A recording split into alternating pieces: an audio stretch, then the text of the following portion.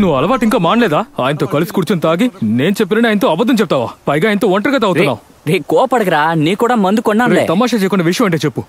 రే మందు కొట్టడం వల్ల కొన్ని లాభాలున్నారా? ఒకరిని ఇట్టే అర్థం చేసుకోవచ్చు. అంత గొప్పగా నీకేం అర్థమైందిరా? అర్థం కాలేదు. అలాగే ఆయన చెప్పిన విషయాన్ని కూడా నేను నమ్మలేదు. కాకపోతే ఆయన ఫ్రాడ్ కాదురా. ఎనీవే మనం ఆయనకి సాయం చేద్దాం. ఏమన్నావు? ఏం జరిగినా నీకు నేను తోడుగా ఉంటానురా. నేనే ఏదో ఒకటి చెయ్యాలి కదా. నాకు ఇక్కడ పనులు చేసి చేసి బోర్ కొట్టేసిందిరా. చాలా రోజులు గుర్తుండిపోయేలా థ్రిల్లింగ్ ఏదో ఒకటి చేయాలి మామా. నిజమేంటంటే వాడు చావాల్సిన వాడే. రే వాడిని చంపడమే మన లక్ష్యం. తర్వాత ప్రాబ్లం లేదు. ఇలాంటి వాళ్ళు చనిపోతే వెతుకుంటే ఎవరు రారా. మన వల్ల ఈ సమాజానికి ఉపయోగం ఉండాలి కదా. మధ్యలో ఆ పెళ్ళి ఎక్కడి నుంచి వచ్చింది? అదాయన చెప్పలేదా? సరేలే కనుక్కుందాం.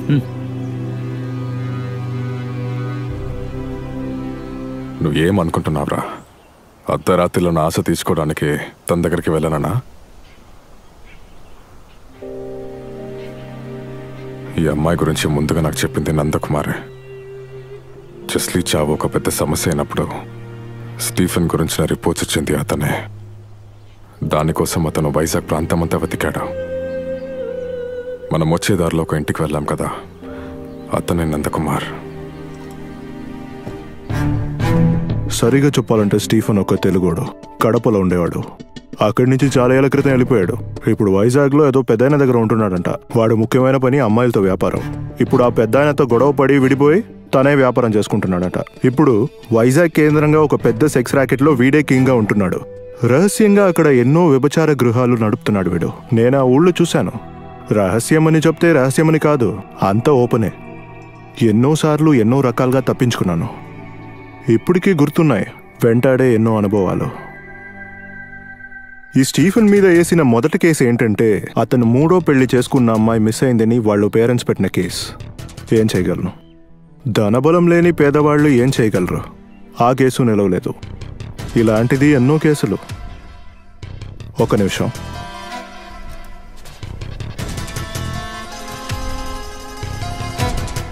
ఇలా చూడండి. వాడికి సంబంధించిన వీడియోస్ ఇందులో ఎన్నో ఉన్నాయి.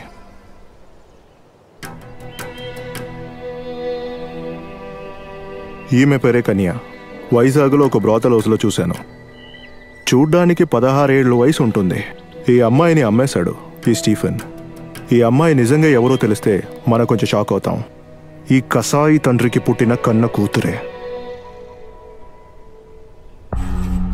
ఈడు పాపానికి బలైన ఒక అమ్మాయి కూతురు. కన్న కూతురుని దాచాడంటే వాడు ఎంత దూరమైనా వెళ్తాడు. నాకు తెలిసి ఈ అమ్మాయి ఒక 4 రోజులుగా అక్కడ ఉంది. అప్పుడే ఆమె కళ్ళల్లో ఒక భయాన్ని చూశాను. ఒకసారి గనక అక్కడ ఇరుక్కుంటే బయటికి రావడం కష్టం. ఒక రకంగా జైల్లో ఉన్నట్టే. నేను చాలా కష్టపడాను. ఏమి లాభం? ఆఖరి కోర్టే అతన్ని వదిలేసింది. ఆ తర్వాత అందరూ ఇతన్ని వదిలేశారు. మీడియా కూడా పట్టించుకోలేదు. ఈ అమ్మాయిని ఎలా కలవాలి?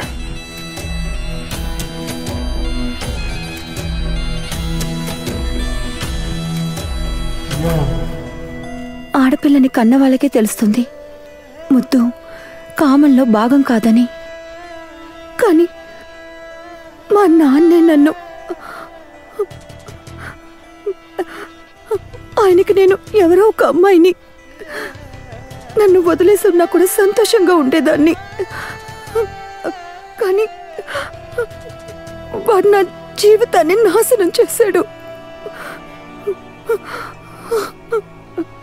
నేను ఆయనకి ఎవరో ఒక అమ్మాయిని, కానీ వాడు మాత్రమే నాకు తండ్రి.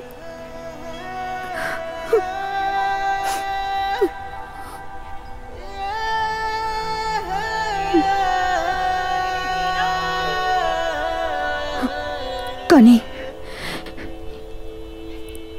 ఇక నాకు వాడొద్దు.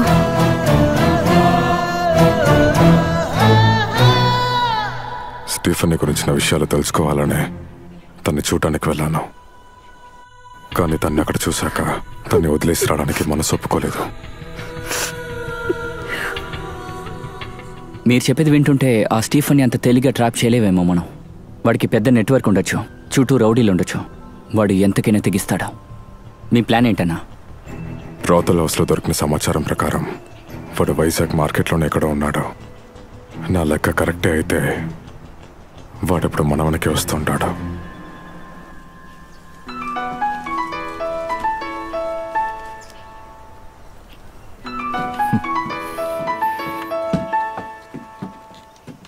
చెప్పరా. హలో హలో చెప్పరా. హలో, డబ్బుల కోసమే నువ్వు ఇలా తిరుగుతున్నావంటే నువ్వు తిరిగి వచ్చాయి. అవసరమైన డబ్బు నేను హాస్పిటల్లో కట్టాను.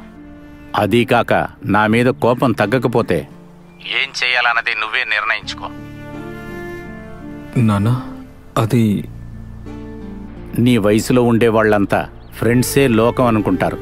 కానీ నాకు మీ అమ్మకి కన్న పిల్లల కంటే ఎక్కువ కాదు ఎవరు. ఏం చెయ్యాలన్నది నువ్వు ఆలోచించి నిర్ణయించు. నాన్న. హలో హలో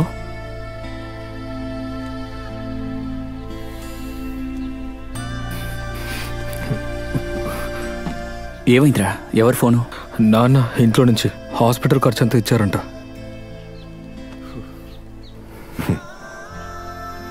అయితే నీ ప్రాబ్లం తీరిపోయిందా? నేను చెప్పానుగా, నువ్వు వెళ్ళొచ్చు. స్టీఫెన్ ఇప్పుడు నాకు దగ్గరలోనే ఉన్నాడు.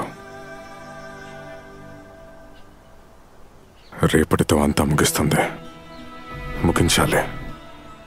ఇంత దూరం వచ్చాక నేను తిరిగి వెళితే నాకు ఆ స్టీఫెన్ గాడికి ఏం తేడా ఉంటుంది? ఆ చెత్తనాయాలు ఎక్కడున్న వాడిని లేపేద్దాం. వాడు వైజాగ్లో ఎక్కడుంటాడు? తెలీదు. ఇన్ఫర్మేషన్ కరెక్ట్ అని కూడా తెలీదు.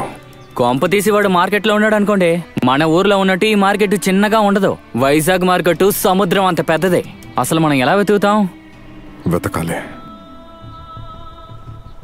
కుదరదా? ఎందుకు కుదరదో వెతుకుదాం. నాకు ఒకటి తెలుసు. మీరు వచ్చేటప్పుడు బయటికి వెళ్ళాడు ఒకడు. వాడి పేరే మధు. వైజాగ్ చుట్టుపక్కల నుంచి కూరగాయలు, పూలు, పళ్ళు, మాంసాలు అన్ని మార్కెట్కి తేడమే వాడి పని. వాడికి తెలిసినంతగా వైజాగ్ గురించి ఎవ్వరికీ తెలీదు. రే, వాడు నాకు చాలా క్లోజ్ రా మామా. నేను ఊరికెళ్ళి తిరిగి వచ్చేటప్పుడు ఆయన కోసం గంజాయి తీసుకొచ్చి ఇస్తానురా. తిరిగి ఆయన కూడా నాకు చాలా చేశాడు. మనం ఆ రూట్లో వలేసి చూద్దామా? వాడికి వల వేసే దేవుడు ఆ వల్లో తప్పకుండా పడతాడు.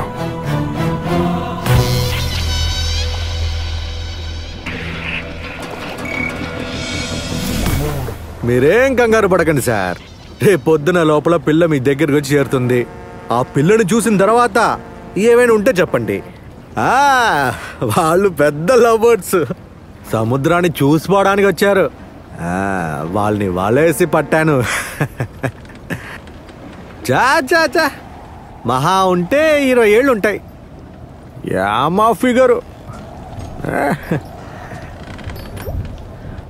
ఓకే సార్, అలాగే అలాగనే చేద్దాం.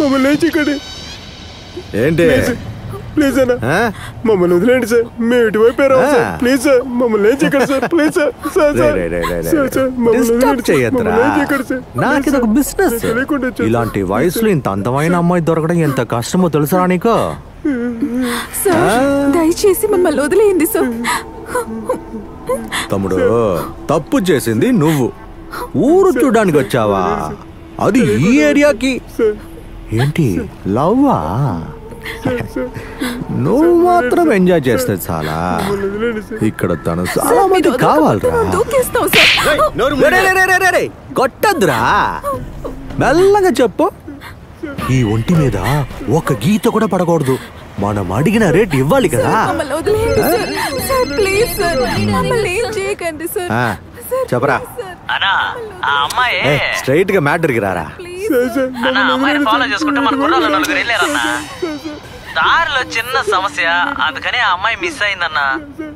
ఏంట్రా వాగుతున్నావు? ఏం లేదన్నా, యాక్సిడెంట్ అయింది. యాక్సిడెంటా? అవునన్నా.